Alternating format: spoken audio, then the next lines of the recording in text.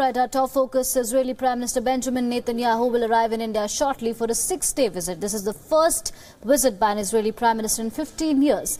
In the first official meeting, the Israeli Prime Minister will call on Indian External Affairs Minister Sushma Swaraj. India is Israel's biggest arms market, buying around $1 billion worth of weapons every year. Israel's state-owned defense contractor Rafale announced on January 3rd that India had cancelled a $500 million order to buy its Spike anti-tank guided missiles. According to reports, India would instead opt for homemade anti-tank missiles. Despite the cancellation of the deal, India's defense ministry said this month that it had cleared a plan worth $72 million to buy 131 barrack surface-to-air missiles built by Rafale. The two countries have grown closer since Narendra Modi became India's Prime Minister in 2014 and visiting the country in 70 years, widening commercial cooperation beyond their long-standing defense ties. In July last year, Modi became the first Prime Minister from India to visit Israel in the last 70 years. Deals for gas and oil cooperation, cyber security and agricultural projects are on the cards. After his visit to the capital, Netanyahu will visit the Taj Mahal in Agra and then head to Ahmedabad and Mumbai. הערב אני יוצא לביקור היסטורי בהודו. אני אפגוש שם את ראש הממשלה, ידידי נרנדרה מודי, את נשיא הודו, מנהיגים רבים אחרים. אנחנו נחתום על הרבה מאוד הסכמים, ואנחנו מחזקים את הקשר בין ישראל למעצמה העולמית החשובה הזאת. זה משרת אותנו בביטחון, בכלכלה, בסחר, בתיירות ובהרבה מאוד תחומים אחרים. זו ברכה גדולה מאוד למדינת ישראל. Meanwhile, there are reports that Netanyahu will present a special gift to Modi. He is reportedly going to give Prime Minister Modi the water desalinization and purification jeep. Back in June last year, Netanyahu and Modi had waded into the Mediterranean Sea and rode the jeep on the coast during the latter's maiden visit to Israel. Now, Netanyahu is going to give the same jeep to Prime Minister Modi. Immediately after Prime Minister Netanyahu's arrival in Delhi, both the leaders will be at the Teen Murti Memorial for a solemn ceremony. Both leaders will lay a wreath and sign the visitor's book.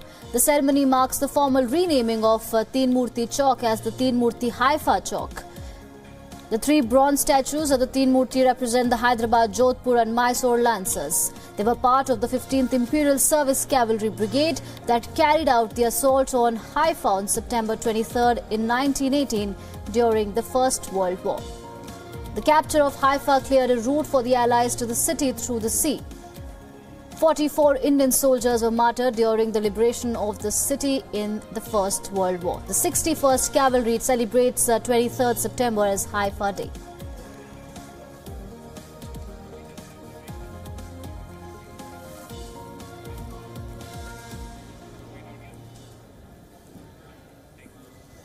Right, for more on this visit, I'm joined by WION's Ramesh Ramachandran on this broadcast. Ramesh, thank you so much for joining us on the broadcast.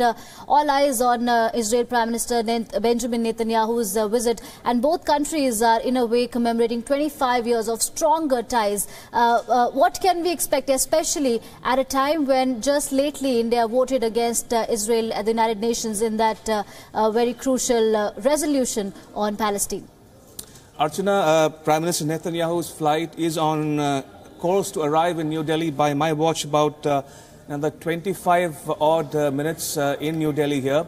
As you mentioned, this is the second prime ministerial visit from Israel in the last 15 years. The first happened in 2003 when the then Premier Ariel Sharon visited New Delhi, and this is the second such event. Historic event in many sense, especially in light of the earlier visit by Prime Minister Modi last year, which was the first ever by an Indian Prime Minister to Israel since the establishment of diplomatic relations in 1992.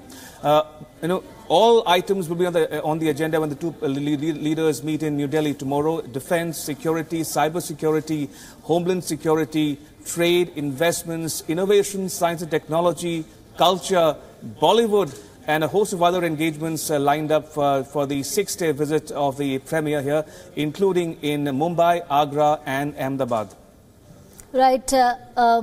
Ramesh, like you said that trade, business and Bollywood will top the agenda. Could you please, for the benefit of our viewers, detail it for our viewers, especially the defense ties, because remember India lately cancelled a deal with Israel which came under the scanner. So could you please elaborate on India and Israel's defense ties a bit? Well, Archana, Israel is already among the top weapon suppliers to India, right at the top, along with Russia and the US and other European partners. But that said, as you mentioned, the Spike anti-tank guided missile project is still a work in progress. We are given to understand that there might be a government-to-government contract for the procurement of the Spike anti-tank missiles, especially on the lines of India's similar deal with France, with the DCNS for the supply of Rafale aircraft. So that's very much on course, and one can expect an agreement of sort to materialize during this visit of Prime Minister Netanyahu. So defense is one big item on the agenda, and remember last July when Prime Minister Modi visited, both leaders agreed to raise the relationship to a strategic level, and one can expect a lot of emphasis on security, homeland security, cyber security cooperation going forward. On the trade investment front, Archana, India can looking forward to foster more business ties, especially among private companies in the areas of agriculture and water. Remember, these two areas are of particular importance to Prime Minister Modi. When he visited Israel last year in July, he had an interaction with the Prime Minister of Israel and the business industries on the issue of agriculture cooperation and water conservation. Now, India wants to have a national water conservation campaign going forward, for which Israeli companies can be expected to play a big role. On the agriculture front, as you might be knowing, Archana, that India already has set up 28 centers of excellence in agriculture at various locations across India in 11 states, of which 22 are already operational and 6 more are in the pipeline. And this is being implemented with the Ministry of Agriculture in collaboration with Mashrav, the Israeli Agency for International Development. So agriculture, water conservation, defense, security ties, culture, trade investments. Bollywood is another asset and a factor in this relationship. Israel wants to attract more Bollywood producers to shoot on location in Israel.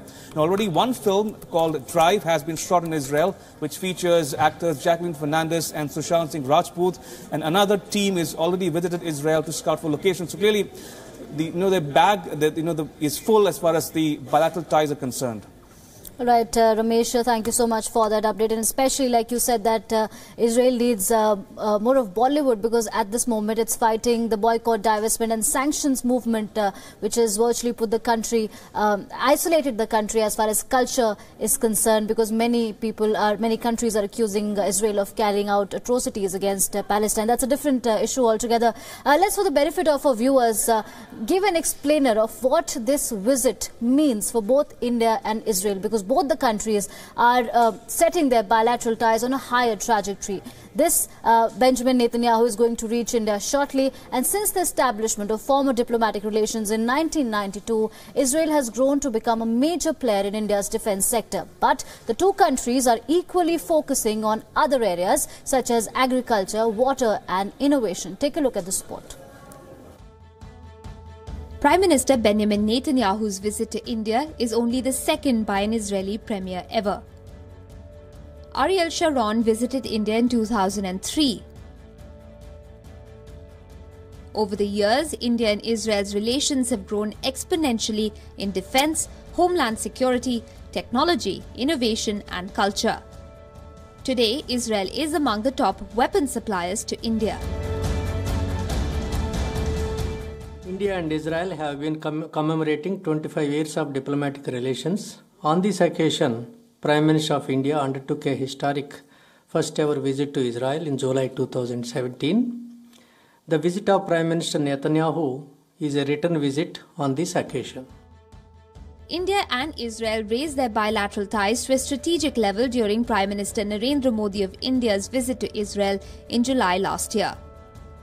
Now the focus, last time when our Prime Minister visited Israel, we have developed a strategic relationship with an intensive focused cooperation on agriculture and water. That is a major component of our strategic partnership. India's Agricultural Ministry and Mashrav, Israel's Agency for International Development Cooperation, are working on setting up 28 centers of excellence for agriculture in 11 Indian states. A national water conservation campaign is also in the works. Prime Minister Netanyahu and his wife Sarah will spend 6 days in India. Besides New Delhi, he will visit the Taj Mahal in Agra and spend a day in Ahmedabad with Prime Minister Modi. The last leg of his visit will take him to Mumbai, where he will visit the iconic Taj Mahal Hotel, destroyed in the 2008 terror attacks in the city. He will also visit the Chabad house run by the Jewish community, which was the scene of the attacks as well. Accompanying the Israeli Prime Minister will be baby Moshe, who's now all of 11 years old. Moshe's parents were among those killed by the terrorists in the Mumbai attack. The Israeli premier will also interact with business persons and Bollywood personalities. A lot of personal chemistry and public displays of affection between the two leaders were on display during Prime Minister Modi's historic visit to Israel in July last year, the first ever by an Indian premier. And the two leaders will be looking to rekindle that bromance over the next few days. Bureau Report, WION. All right, for more on this, I'm joined by Lior Weintraub, who's a former diplomat and political strategist, joining us from Jerusalem. Thank you so much, Lior, for speaking to World is One News. How do you see this development? Prime Minister Benjamin Netanyahu is visiting India, especially in the backdrop of India voting against Israel in the UN that left a sour taste in the mouth. How do you see the ties between Israel and India going forward? First of all, good morning from Jerusalem. I see it as yet another exciting chapter in the growing relationship between Israel and India. I think the visit of Prime Minister Modi in Israel was extremely successful and put another brick in this building of a relationship. And I think that I hope this visit will be phenomenal and will help the relationship on the economic front, political front, cultural front grow further. There is a lot of excitement in Israel. As you know, Israelis have a vast and deep appreciation to Indian as a culture, as a society, and so we are looking forward to see the fruit of this visit. Right. India has been fascinated by the way Israel has turned around its agriculture and water innovation. So do you think that aspect is one thing that everyone has to look out for, especially, you know, in India, we're battling an agrarian crisis. So how can Israel help India in getting over the agrarian crisis and the technologies that it has adopted back home and help India deal with that crisis? I think Israel and India are operating in a similar condition in many aspects. One of them is dealing with terrorists, but the other one is dealing with the cards that Mother Nature dealt us. And I think that water management and agriculture is obviously something that the Israeli know-how with the great Indian ability to implement and the Indian experience can go a long way. Israel had to make the desert bloom. Most of Israel is a desert, and we made it bloom and redevelop a very rich agriculture industry. The drip irrigation, of course, and the micro irrigation are things that Israeli know-how can help the Indian farmer get better drop per crop and get more crops and help feed more people and get better income for themselves. So I think it's yet another win-win situation in the Israel-India relationship. We've been doing a lot on the agricultural front, and I think there is more to gain and more to do in the future in the relationship. Right. Lior, as we discussed this issue, we know that business and defense ties will top the agenda. There's one aspect of Bollywood also. You know, you are in Jerusalem. Could you please tell us how much of popular is Bollywood is in Israel, and how is India's film industry accepted in Israel? Well, I got to tell you, there is a strong core of Israelis who admire Bollywood, who know the actor, know the Bollywood star, know the songs, know the Indian songs, but it's not enough. I think, first of all, the Indian film industry should look at Israel as a venue to film some of these movies. It's very friendly. There is a professional industry that can support the film industry here. So I think it will be, again, something that worth looking, and another aspect that can be further developed in the future. There used to be an Indian channel of Indian movies here, and now it became I think, more expensive, or even there is a need for special subscription. So I think there is not all Israelis got exposed to the Bollywood industry, to the Indian movie. So there is a lot of work to be done there. I think you just mentioned a field that needs to be developed. Right. And do you have, I mean, if I may ask, do you have any favorites from the Indian film industry? Are you a fan of Indian movies or Indian stars? I think that Slumdog Millionaire was an interesting movie to watch. I forgot the name of the movie about the women cricket team that I watched. It was quite a few years ago. Okay. All Israelis grew up on Indian music. One of them is called Ichikedana. It's a movie. It's taken out of an Indian movie, I think 40 years ago. Okay. So I think, as I told you, there is a lot of place that there is a place to grow there. Not a lot of Israelis, or they don't know enough about the industry, and they haven't been exposed enough to the Bollywood industry. And I think there is also some attempt by the Israeli government and by the Israeli film industry to attract investors in order to film movies here in Jerusalem, in Tel Aviv, in Haifa. There are great spots and locations here. Yeah. And do you think there should be more people-to-people contact? Because so far we are just restricting ourselves to diplomacy, to business ties, and now, in fact, if Bollywood also enters into this scenario, do you think there should be more people-to-people contact also between India and Israel? First of all, I think there is a lot of people-to-people communication and relationship. In every family, there is at least one member of the family that visited India, and most of the family has more than one. So in terms of having goodwill ambassadors here in Israel, I think it is India that India is fully covered. I would like to see more Indian tourists here and more Indian businessmen coming to Israel, exploring the startup nation, but also the great tourism sites. We have, there are in Tel Aviv, you have the best restaurants in the world, some of the best beaches. In Jerusalem, you have great historic and religious sites. The desert is absolutely amazing. Winter and summer, we have great climate. So I think I would like to see more and more Indians coming to Israel, meeting Israelis here at their home. And I think it will be, again, great for the relationship. Since there are some good people-to-people relationship as is, this is one of the reasons the way I see it, for the fact that the relationship between the two nations are healthy. We are two ancient civilizations. We have a similar culture. You have the Diwali, we have Hanukkah. You have the Holi, we have Purim. These are festivals that we are celebrating at the same time with the same customs. And we have the same challenges in some places, and we have same values in some. So I think there is a lot of room to grow.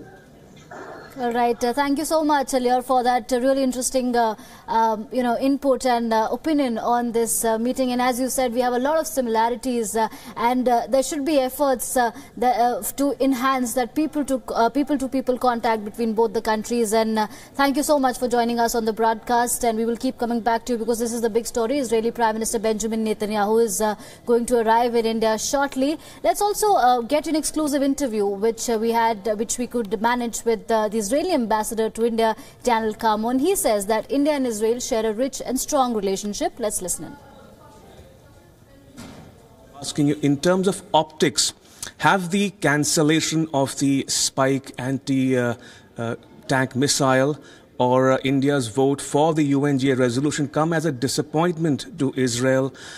Were you surprised at all by the decisions? And also, has Israel put those developments behind it ahead of the visit?